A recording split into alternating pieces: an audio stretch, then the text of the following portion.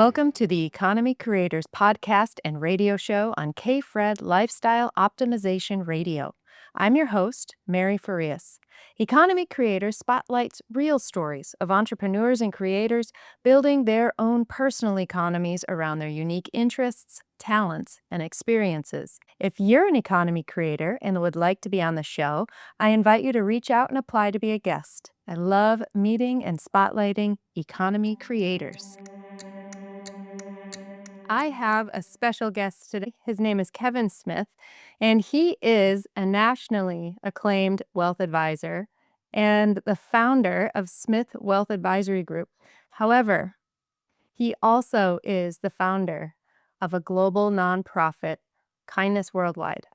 And this is really the economy that I want to talk about today because he wants to create a culture of kindness in communities throughout the world. Welcome, Kevin.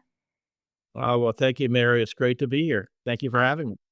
I'm so glad you're here. I'm so glad that, well, you answered my call, but also that you answered the call to this greater thing. So we'll get into Kindness Worldwide in just a second, but what do you want to share with the audience to introduce yourself to everybody? Well, you kind of touched on it, but the truth is, Mary, I'm just an ordinary guy who was touched by the actions of an ordinary woman who did an extraordinary thing. She was kind. And an act of kindness on Good Friday morning, 2023, a simple, innocent endeavor to identify who this young woman was who returned my lost wallet moments after I realized it was missing. This effort to identify who she was, thank her in a more meaningful way, it took on a life of its own and actually evolved into so much more. It became about making a meaningful difference. So it's been an adventure of a lifetime. It's only beginning. I'm still hanging on for dear life as it goes, but ready or not, here I come.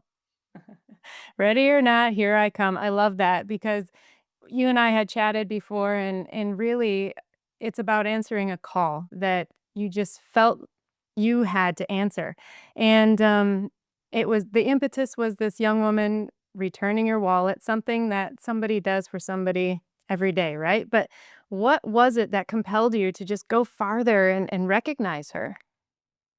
Oh my gosh, where do I begin? Well, first off, it is a calling, no doubt in my mind. For many years, I would tell my wife Ann that something's coming or something I know I'm meant to do. Hard to describe it, but I felt it and I knew it. And then on Good Friday morning of all days, this act of kindness occurred. A news organization covered the story and it went viral. And when it went viral, the caption of the story a couple of days later was God's angels are everywhere. And as that in that moment, I had no idea what would happen next, what would unfold. I said to my wife, and with no doubt in my mind, this is it. This is what I've been telling you was coming for years, and now here we are. I think this act of kindness was a catalyst that really affected me in a couple profound ways. I was a good person before Good Friday morning, 2023. I'm a much better person today because of one act of kindness. And the way it affected me, the first way is I was a news junkie. I follow the news arguably too much. My wife would kept telling me, "Can you just turn the news off?" Because I would be so absorbed in it day after day on my Twitter feed, which is now X. And I didn't realize it was happening, but I was getting caught up in all the negativity and being frustrated by it, and really starting to see the world through a lens that's largely half empty instead of a glass is half full. And I'm an optimistic glass half full person by heart, by nature, but it subconsciously was affecting me in a way I didn't know was happening at the time. This act of kindness essentially snapped me out of this subconscious trance and made me realize that regardless of the narrative in the media, the good's the norm. Kindness is the norm. It's everywhere. Just needed to open my eyes to see it. But it's not enough to just see the good. It's important to be the good too, and go the extra mile, as I say, to be it, and to see the good and be the good. And so that was one way. It was a catalyst to kind of snap me out of that trance and really see the world as it is instead of this narrative of how we're perceiving it to be. Second way it really changed my life was I used to be very, very frustrated about everything happening in the world. And we see the news, look, bad things happen, and it seems like they're happening more frequently. And I used to feel powerless to do anything about it. And I would vent and I would get so frustrated. I would confide with friends. In fact, one of my dear friends, Tony Fry, it was years ago. I would be so frustrated. He said, "Kevin, I hear you. I'm frustrated too." He looked me in the eye, Mary, and he said, "What are you going to do about it?" And at the time, I was dumbfounded. I just kinda had this glazed look. I looked back at him like, "What do you mean? What am I gonna do about it? There's nothing I can do about it. I'm just like everybody else, frustrated." I felt better venting. There's nothing I can do. Well, as events unfolded, after this act of kindness occurred and this journey to just identify who this young one was, thank her in a more meaningful way, and how it evolved, it actually opened up a pathway to actually bring people and communities together, and it ultimately inspired me to launch Kindness Worldwide, which I know we'll talk about, but I started to really redirect my energies into what I can control, and I realized, you know what? Maybe there's something I can do after all. If nothing else, I'm committed to try. And instead of pointing the finger at others, and there's a lot of finger pointing that can go around. It's It easy, isn't it? with it, we can point the finger, but it doesn't solve anything because we can't control the actions of other people. Right. What I can control and what we can control is our own actions and behaviors. And my world began to change when I stopped pointing the finger at others. I looked in the mirror and I pointed at me. And I had an epiphany. I realized that it's me that needs to be better. It's me that needs to do better. It's me that needs to be the change I wish for. And if I would potentially start leading by my example, maybe, just maybe, it'll inspire others to follow it and empower others to be the change we all wish for. And so that's really how this began and really the paradigm shift, if you will, that occurred all because of this one innocent act of kindness of a lost wallet returned to me on Good Friday morning, 2023. Wow. No, that is so wonderful because you're listening, and that's the key. You said that you told your wife there's something more coming, right? Were you on the lookout for that something, or did it just hit you in the face? It just hit me in the face and really knocked me off the ground. Um, Again, I knew something was coming. I had no idea what it was. I just felt that there was various, gifts and talents I'm blessed with. We all have gifts and talents, and I think we're called to use them at various times. And I'm blessed to do what I love by day as a wealth advisor. It's very meaningful, but I still felt there's something more that I'm meant to do. And when this happened and it started to evolve, I started to see where this was going. And the irony is that I have not been comfortable with any of this since it began. I knew where this was going to go. I felt it. I started to see pathways almost miraculously open, and I knew where this calling was going to take me. And it was taking me as far away from my comfort zone that you can imagine. And I had to, and I'm still reconciling with that. But we're not called to be comfortable. We're called to trust and let go and let God. I'm a very faithful person. It's not easy to do. It's easier said than done. But I knew when this evolved and I accidentally organically created this framework for what's now known as Kindness Week Worldwide. And it was my brother in law who pointed out to me by late summer 2023 what I'd accidentally created. We had created what I then called a community celebration of kindness to publicly recognize this young woman. I felt she deserved public recognition. And by then, I had ideas for kindness citations and proclamations to elevate kindness in a way I felt it should be, to celebrate it. Blood donation was a framework of this meaningful week because it occurred to me we don't do enough to celebrate kindness, which I think is humanity's greatest asset. And I had the York City mayor engaged. I had York and Adams County commissioners engaged. Governor Shapiro, state of Pennsylvania, was engaging. And I just wanted this event, Mayor, to be over because it was consuming every minute of every day. I wasn't sleeping much, and it just started to be all consuming. And by late summer, my brother-in-law happened to become aware of what I was doing and read this document of my objectives I had on my dining room table accidentally. And he's in entrepreneurship. That's what he does his whole life, his whole career. He worked with startup companies, and it's his world. And he looked over this document. I'm in my corner chair, Mary. I'm exhausted. I got my dog in my lap. I got a coffee in my left. I'm in my happy place. I'm spent. I'm exhausted. I just want this to be over. I want my life back. And after reading this, he looked up at me and he says, Kevin, he says, this framework for Kindness Week, he said, you can't stop with what you've done. You've got to start a nonprofit. Our world needs this now more than ever. This framework for Kindness Week, you can bring to communities anywhere and everywhere. And once he said that, Mary, like I kind of sensed I knew where this was going before then, and I was trying to resist it. I wanted my life back. I wanted to be comfortable again, find balance. But when he said it to me, my head went down and my shoulders sank.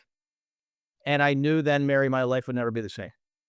And I knew there was no going back. There was no being comfortable ever again. I just had to figure it out and get comfortable being uncomfortable. And here I am, and here this movement is, and there's a movie now about it. And I'm talking to you. I'm meeting with people all over the world, wonderful people, friends that I never would have met otherwise, all because of one act of kindness. People's lives have not only been changed, but literally saved because of this one act of kindness. The ripple effects have been so vast, so meaningful. And yet, the same token, as meaningful this journey has been personally, um, it's coming a toll. I mean, I that life I thought I was going to have at this stage of my life, that's now in the rearview mirror, and I'm having to figure out what this new world is, literally and figuratively, and what this is going to mean for my wife and I. But we're just figuring out as we go and trusting the process, so to speak. Yeah. So many people have callings, but they don't always answer the call. And so what is allowing you're constantly uncomfortable and constantly growing in ways that you didn't know were ways to grow necessarily. So what allows you to keep going in this direction? Because you could say I stop at any second, at any point in time. You know, you could have sat in your chair and told your brother-in-law, "Yeah, I know, but I'm not doing it."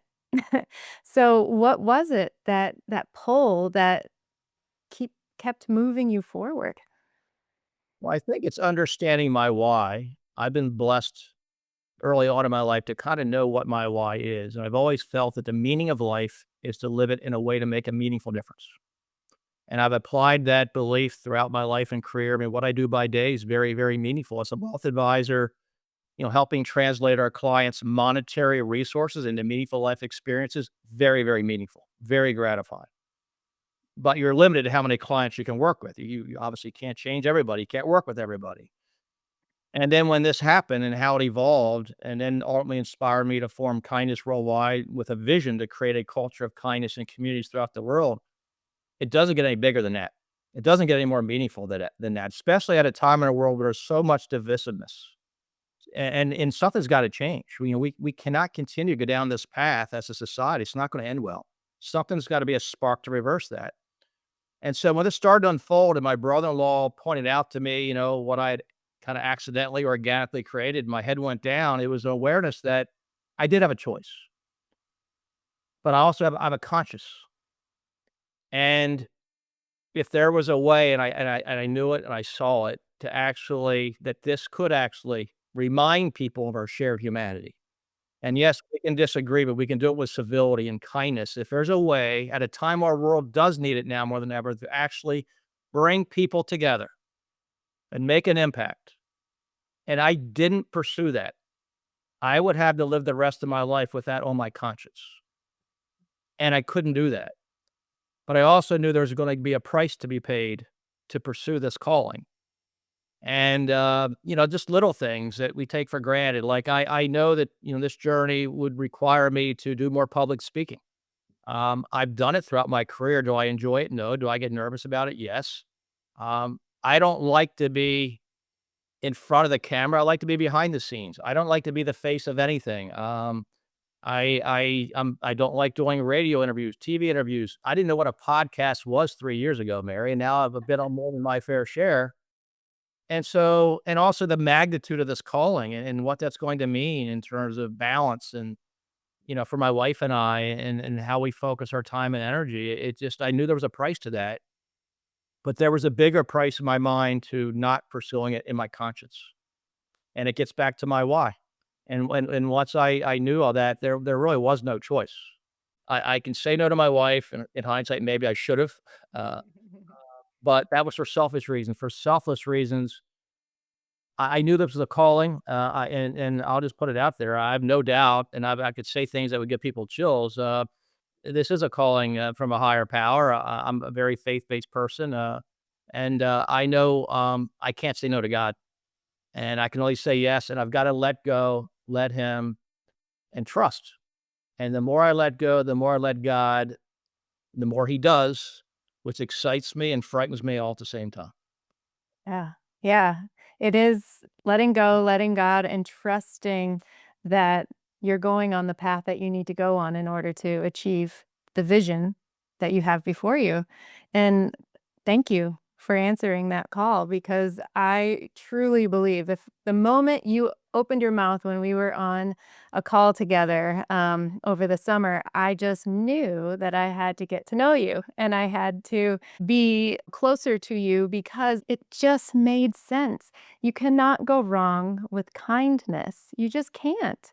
And I study the laws of the universe and I'm very faith-based as well. And what you what you get is what you give, right? You give kindness, you receive kindness. And if we can just share that just a little bit with the rest of the world, with anybody and everybody, just it starts from within. Just start. Just and it doesn't cost any money to be kind to somebody, to smile or open the door for someone or say thank you. It doesn't cost anything. And that's what's so wonderful about this. Well, that's the beauty of it, Mary. It costs nothing. It's absolutely free. The benefits are vast. And many people underestimate those benefits. I mean, there's a science behind it. It's not just the receiver who receives kindness, it's the giver in terms of, dopamine, oxytocin, serotonin, endorphins, chemical reactions in our body. People live longer. Their blood pressure goes down. It reduces the risk of heart disease. I mean, it's actually often tongue in cheek say that, being selfless is the most selfish thing one can do because the benefits are there. The science is there, cost absolutely nothing. And we all have that choice within us. And once we realize that the power we possess, the power of kindness is a superpower unlike any other. We each have that power within us. It simply requires a choice to exercise it. And every moment of every day, we have a choice, whether we realize it or not. An act of unkindness, which is a negative, followed by another act of unkindness, it doesn't end well. Nothing good happens. It Yeah. escalates. People literally die. Nothing positive about responding to unkindness with more unkindness. Same token, if there's an act of unkindness, a negative, and we choose, that's why kindness is a strength because our impulse is to fight back with unkindness, right? When we come back with kindness, only good things happen. It diffuses a situation, it de escalates. And once we realize that these are all choices that we have, every one of us, and I would argue that we all need to look in a mirror. I looked in the mirror after this occurred. I realized that I need to be the change. I got to do better. And the truth is, if we're honest about it, everyone needs to look in the mirror. We're losing empathy, we're losing compassion, but we can restore that through kindness. Each and every one of us can be a leader just by leading by example and leading with kindness. And once we're aware of that, again, my world changed just because of just my paradigm shifted. And I'm aware every moment of every day. I have my moments, I'm not perfect. I have my times I got to take a deep breath and pause and realize, you know what, I could have handled that better. I learn from it. We all can. But it's all about the choices that we make. And if we lead by our example and more of us do, we coalesce together, we can change the world. And that's what this movement's all about. Yeah. You're speaking my language. Part of my why is leading by example. And I look back in my life and look at the thread that has gone in all of my iterations, whether it was a gymnast, whether it was a gymnastics coach, whether it was a lobbyist, whether it was, a personal development consultant where I am now. It was all about leading by example. And you're right. It starts from within. We cannot control what other people are doing, but we can control what we're doing, what we're thinking, we're feeling, and we're doing. And I think what really needs to happen is this needs to get out to everyone so that it is doing something that I don't wanna say combats, but balances out the negativity that we see all the time. Whenever we flip on the TV, whenever we scroll through, Facebook or whatever it is that we're doing, it's negative and it's eroding society, it really is, and so kindness is so simple, but it's so profound. Let's break away from this interview for just a minute. In this interview, my guest, Kevin Smith, talks about answering the call to do something different, something greater with his life. I truly believe that we all have that inner voice telling us where to go, what to do, but it's only as loud as we're willing to listen. I believe that, like Kevin, each person is presented with opportunities to hear and heed that guidance throughout our lives. In the ordinary, we can recognize the extraordinary. What if, like Kevin, we knew that there was something more for us to do, to be, to have in this life? What if we were on the lookout for it so that we could recognize it when we saw it? I challenge you to ask, what more is there for me? What more am I meant to do, to be, to have? Listen to those deep desires within. Notice what opportunities show up, keeping in mind that they may be presented in very everyday ways. And ask yourself, why am I seeing this today? What am I meant to do with this? We are all capable of living extraordinary lives. What we make of ours is up to each one of us. What will you make of yours? Now let's resume the interview. Oh, you touched on it, and as bold as this sounds, as this vision, create a culture of kindness in communities throughout the world. And it's a bold vision, but it's one I do believe is possible. I wouldn't be doing this if I didn't believe it was possible or didn't know it was possible. But the greater aim here is to change the collective consciousness. This act of kindness, I mean, it's really started a ripple effect. And once we get into the consciousness, now we can have conversations. What does a culture of kindness entail? Well, let's teach values and principles and kindness in our classrooms because we can shape the minds of future generations. Let's start with our youth who represent our future. Let's turn anti-bullying into pro-kindness. We can do that by sending a message to our youth that kindness is a strength. It's hip, fashionable, trendy, and cool to be kind. Let's have celebrities, athletes, those that kids look up to as role models. Many of them candidly are not the best role models, but there's enough of them that are that will send that message. We can turn anti-bullying into pro-kindness. The anti means it's already happened. Yeah. Well, let's be proactive, and like up with preventing it and kindness. And so there's things that we can do, but all fully within our control. Absolutely. And you bring up anti-bullying versus pro-kindness, and it might sound like it's not that big of a deal, like that difference isn't quite there, but when you focus on the bullying versus you focus on the kindness, you're right. Yes, it already happened. But two, we bring more attention to bullying instead of bringing more attention to the solution, which is kindness. Absolutely.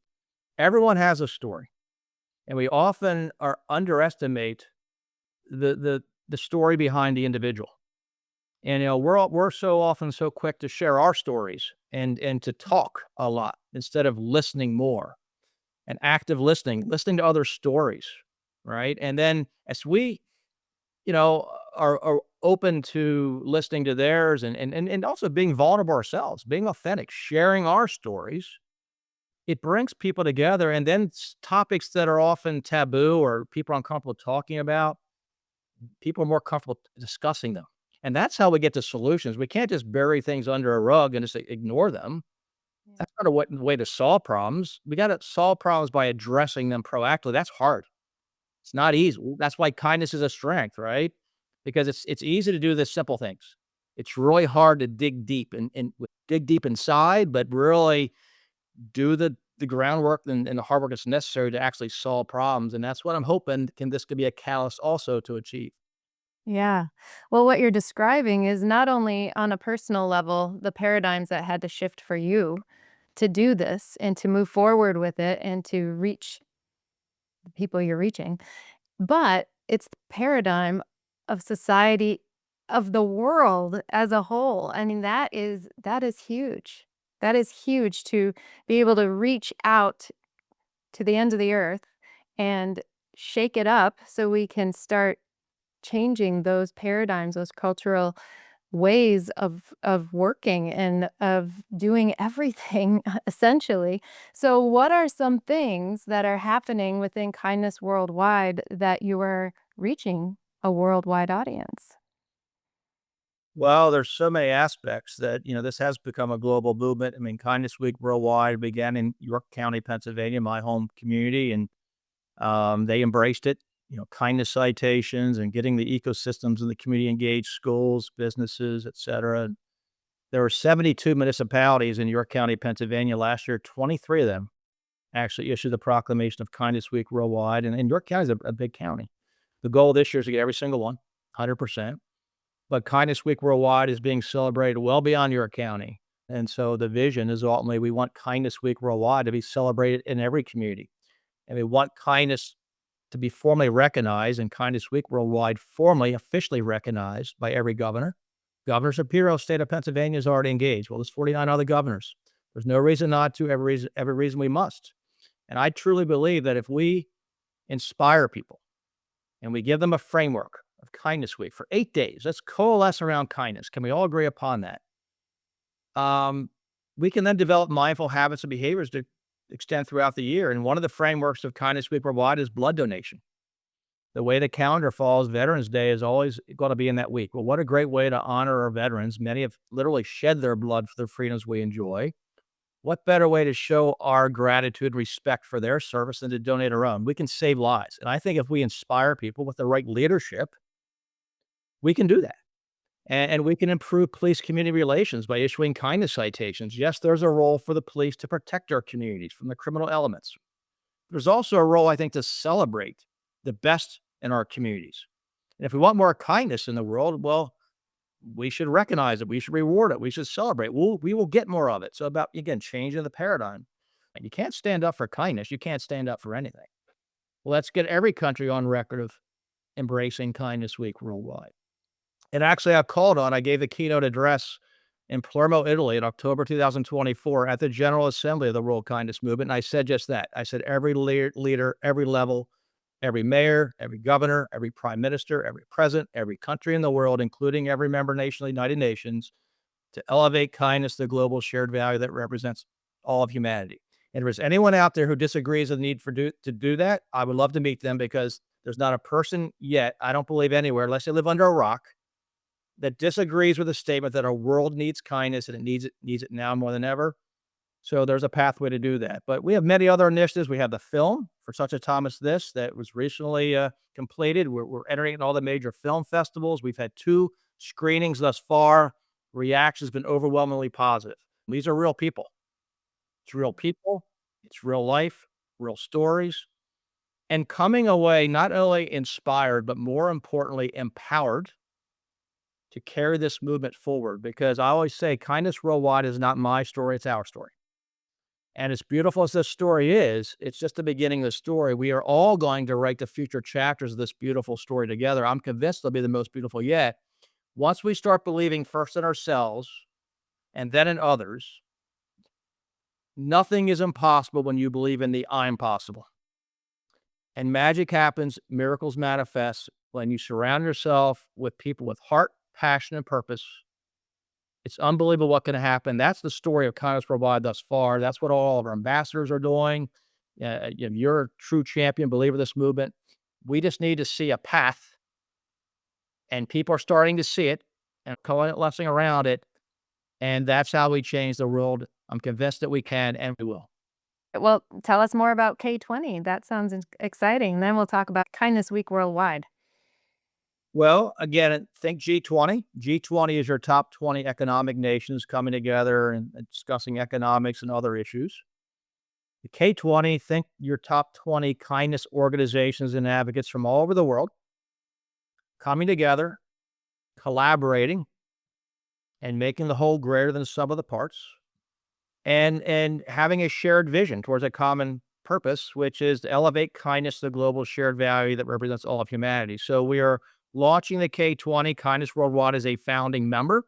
My good friend Alan Williams from the United Kingdom is kind of the architect. He and I are collaborating, and Alan's a visionary thinker like I am, a bold thinker. Jenny Haas, who's a Kindness Worldwide ambassador, is involved in the planning for Siska Donlin. It's going to be at Florida Gulf Coast University, May 14th to 18th. And so the hope is that's going to build more momentum to this movement, awareness. There's a lot of wonderful organizations doing great things in the spirit of kindness. But what I've learned and what I found, kindness worldwide is an ecosystem model. It's an ecosystem model, not an ecosystem model. And it's thinking we, not me. But there's many people that are doing great things, but they're doing it kind of in their own sphere of influence, their own little bubble. And the concept is that if we can bring multiple organizations together, and think about the analogy I use, think like soap bubbles. If we're on a little bubble and we see each other as threats and you come at each other too fast, you're going to pop both bubbles. But if we can approach each other gently and find touch points, room for collaboration, now we connect gently. Now we form a bigger bubble. Yeah. And that's the ecosystem. And so the concept is let's collaborate. Let's elevate the collective whole by discussing how we can, in a spirit of kindness, really get this movement to where it needs to be and get our political system engaged in a productive, healthy way. And let's work together. Let's complete, not compete. And that's the concept. But we will have influence by speaking with one voice for kindness in a way that we could never do alone. And the powers that be, if they aren't listening yet, they better pay attention because this movement is real. It's gaining momentum. We're serious about this, and we're not going to stop. And I know I'm not going to stop until we get all 50 governors engaged and beyond, and get the United Nations to pay attention because we need this now more than ever. Hence the title of the film, For Such a Time as This. That's really what the K20 is all about. Really excited about it. Yeah, that sounds marvelous because I know just like what you're talking about. I know these little pockets of small nonprofits or what have you that are focused on this type of thing all throughout, our community and things, but I've never seen them all come together in a larger ecosystem like you're describing, and I think that is what needs to happen. And one of the things that I teach when with clients and just in general is that we need to collaborate rather than be in a silo by ourselves. We can do so much more together, and we can be so much kinder with other people involved, right? And I think that this is just so it's a no-brainer is what it is. It's what it seems like, right? So you have Kindness Week worldwide, and that takes place in November, right? Yes. So Kindness Week Worldwide is always the Saturday before through the Saturday after World Kindness Day. World Kindness Day is always November 13th every year. And so that's the one day that I think people do coalesce around kindness. But even then, I think there's still way too many people who don't know about World Kindness Day. They don't really celebrate it. That needs to change. So it occurred to me this journey is, well, why don't we bookend it with Saturday to Saturday? And let's really showcase World Kindness Day. Let's make it a whole week and let's make it 8 days instead of 7. Why 8 days, Mary? Well, I think kindness deserves an extra day. So we went the extra mile, so to speak, to add an extra day in the week. But it's also very symbolic of 8 characteristics of kindness. So in this journey, I realized that we need to break kindness down into its fundamental elements. Because we can often say, well, that's not kind or this is kind. We don't really take it the extra step and say why. Mhm. So if we want to hold each other accountable to a higher standard, we need to break it down into its fundamental elements, which I call the 8 characteristics of kindness. Those characteristics are gratitude, patience, forgiveness, empathy and compassion, respect, joy, generosity, and service. So now we can say, well, that's not kind because that's disrespectful. This is not kind because it shows you're being ungrateful. So now we have another layer that we can hold people accountable. And so kindness week worldwide again, always 8 days. And the goal is over time is that everyone throughout the world just knows those 8 days is always kindness week worldwide. They're embracing the spirit of that week. But if we give a framework and we let imagination and creativity do their thing, ecosystems will respond as they choose. Schools, businesses, any community can embrace it. We're just setting the tone. My hope is that someday everyone just knows it's kindness week worldwide and they do all these things and we can create tremendous positive impact. But the goal is to develop mindful habits and behaviors that extend well beyond those 8 days because to have a culture of kindness, it really needs to be throughout the year, but let's at least concentrate energy, put aside our differences. Let's at least focus for 8 days. Shouldn't be much to ask to focus on what unites us all, and that is kindness. Yeah, absolutely. Yeah, shouldn't be too much to ask. But at the same time, when I heard about, Kindness Week Worldwide, I quickly went to your website and, found all of these resources that you have for everybody. You talked about proclamations, you talk about these citations. You have to talk more about kindness citations because I love that idea. The kindness cards, all of this is available on your website because you created an infrastructure for people to come to and to, well, accumulate things so they can really use these assets to help them share kindness. So, do you wanna talk a little bit about that?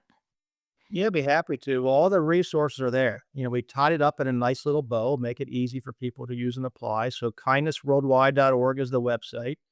If you want to bring the magic of Kindness Week worldwide to your community, it's very simple. The proclamation is already written. One can take it and put it on their own template and issue the proclamation or resolution in their own communities. There's resources for schools and ideas and businesses, and we're still building it out. I mean, this is all heart, no staff. I have the model to build an organization. We're looking for sponsors and supporters, by the way. I mean, I don't know of any global brand who would not want to position themselves as supporting a global kindness movement. And so the framework is there because there are things that are going to take resources, but the beauty of it is all this is free. I want to make it widely available so people can use it. The kindness citations to improve police community relations, that's all there. And so it's just right now, it's all heart, it's no ego, it's no staff, it's just a limited number of volunteers and ambassadors from throughout the world that just believe in something bigger than themselves. They believe in this mission and vision. They're helping me the best that they can. They're giving me all they've got. And of course, that's one of the things behind the scenes. It's not been easy. My wife and I, this is all consuming. And at some point, I'm literally taking an organization from lost to global scale at warp speed. And it's at a point where I need to bring in an executive director. I need to build an organization. That's going to take resources. I'm funding it largely with my own resources, and I will continue to do so as long as it takes. But that's not a sustainable model. Kindness worldwide must outlive me. I was interviewed for a book a couple weeks ago, and I said, if kindness worldwide does not exist in 200 years, I failed. That's legacy. And for that to happen, everyone else has to want to be part of this. They've got to help, you know, support this. I can't do it all alone. I can't do it with a limited number of volunteers or ambassadors. It's worked thus far. It's gotten us to where we are, but I'm going to need more help. And we all can do this together, but it's all free. It's all there. But some of the things we want to do to create impact does take resources like public service campaigns, Call to Be Kind, getting at all the major networks, setting the messages of pro kindness instead of anti bullying takes resources. Getting curriculums and programs into schools, every school, going to take resources. So I need help, but I can promise everybody I'm going to give it all I got until I don't have any fume. I'll run on fumes, and I've been running on fumes for a better part of 3 years, and I'll keep running as long as there's fumes in the tank. But I need others to kind of take the torch and run with me on it. Well, you are such a wonderful ambassador for this kindness movement because I don't think I've ever met anybody so focused on getting this done and having so much. Well, you do have fuel in the tank. You do because you have that spirit within you that's driving you forward. And even though your physical body might be running on fumes, you've got the spirit and the drive. And I think that that is what you're letting out to the world. And I think thank you for sharing that with all of us because you're a great example of what can happen when we listen to that inner guide and that inner pull. And I think this is marvelous. And well, God's using you in the way that He's using you, and I think it's you're allowing it, and I think that that is so wonderful. So thank you for being that example and that leader that we all need. Well, thank you. I mean, that means the world to me. And like I said, it's not been easy. None of this journey has been easy, but it's necessary, and it's a calling that I heard loud and clear, and I'm following it to the best of my ability, and I'll continue to do so. But it really does boil down to, what if and why not? What if a culture of kindness is possible? I believe it is, and why not? we've seen this movement, what it's done already. I see ahead, in terms of what the potential is, and we all could do this together.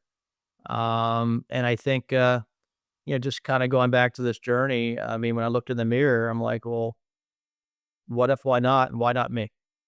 But more importantly, why not us? Because none of us can do this alone, but together we're better. And together, I'm absolutely convinced that we can collectively do this. And let's all work together and make our world a better place. Let's change the world. And let's all embrace kindness worldwide. Oh, so great, so great. So you mentioned the website is kindnessworldwide.org, correct? Yeah. All right, and where else can people go? Is that where you want everyone to learn more about Kindness Worldwide? Well, that's the easiest place to gather resources. There's 3 brief videos on the homepage. It tells you what happened. The call to action of my Palermo keynote is in the Our Opportunity video at the top. We've got a trailer for the film. There's also a documentary tab to see other trailers. But also, I'm on LinkedIn. So you just look up Kevin Smith, LinkedIn. You can find me. Kindness Worldwide also has its LinkedIn page and Facebook. I usually try to share things between the two. But those are the main areas, the website and then LinkedIn. Just look me up and I post frequently and it's pretty much all kindness all the time. So if you want any positivity in your day or something to be uplifted, just go to my feed and hopefully you'll find some positivity and a lot of good vibes. Yep, I love it. Kevin, thank you so much for sharing your time with us, and I really truly appreciate you. Well, it's mutual, Mary. Thank you so much. It's been a blessing. I really appreciate you and all of your support. Thank you. And thank you for listening. Are you an economy creator? I want to meet you. Join me for my free Economy Creators Challenge that I host the first week of every month. And if you're interested in being on the Economy Creators podcast and radio show here on KFred Lifestyle Optimization Radio, please reach out and apply. I can't wait to meet you.